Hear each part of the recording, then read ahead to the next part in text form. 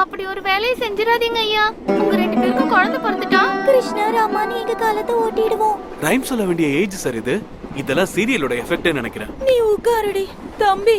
எங்க பிரச்சனைய தெரிஞ்சா நீ இப்படி பேச மாட்ட. என் புருஷன் ஒரு கேடு கெட்டவன். 3 பொம்பளை புள்ளைய பெத்துட்டேன்னு என்ன டார்ச்சர் பண்ணிக்கிட்டே இருக்காரு. இதுக்கப்புறம் நான் சொல்றேன், நாங்க காதலிச்ச பசங்களோட கல்யாணம் ஆக கூடாதுன்னு 2 உதவாக்குறீங்களா கல்யாணம் பண்ணி வச்சுட்டாங்க. இதுக்கப்புறம் நான் சொல்றேன், என் லைஃபையே இப்படி ஸ்பாயில் பண்ற மாதிரி ஒரு வேஸ்ட் ஃபெல்லோக்கு கல்யாணம் பண்ணி வைக்க பாக்குறாரு. நான் சொல்றது புரியுதா? இதுக்கப்புறம் நான் சொல்றேன், இந்த கல்யாணத்தை நிறுத்தணுங்கிறதுக்காக இவளை இந்த ட்ரெயினை விட்டு ஓட சொன்னேன். அதுக்கப்புறம் என்னாச்சு நான் சொல்றேன். இவ ட்ரெயின்ல இருந்து இறங்கி ஓடி போகும்போது என்ன பார்த்து லவ் பண்ண ஆரம்பிச்சிட்டா. அத உங்ககிட்ட சொன்ன உடனே ஏதோ மேகி நூடுல்ஸ் பண்ற மாதிரி எனக்கு கல்யாணம் பண்ணி வச்சுட்டீங்க.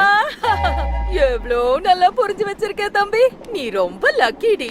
தம்பி ரொம்ப நல்லா புரிஞ்சு வச்சிருக்குது. அதுக்கு ஓவரா ஜெல் ஆகாதீங்க. பிரசாத் சார் கண்டிப்பா உங்களுக்கு ஹெல்ப் பண்ணி ஆகணும். பிடிக்காத கல்யாணம் செய்யக்கூடாது, அதுக்காக ஃபைட் பண்ணணும். ஆனா மாப்பிள்ள நான் கிடையாது, அதை ஞாபகம் வச்சுக்கோ. நான் ஒரு முக்கியமான வேலையா போய்கிட்டு இருக்கேன். முதல்ல இந்த கல்யாணத்தை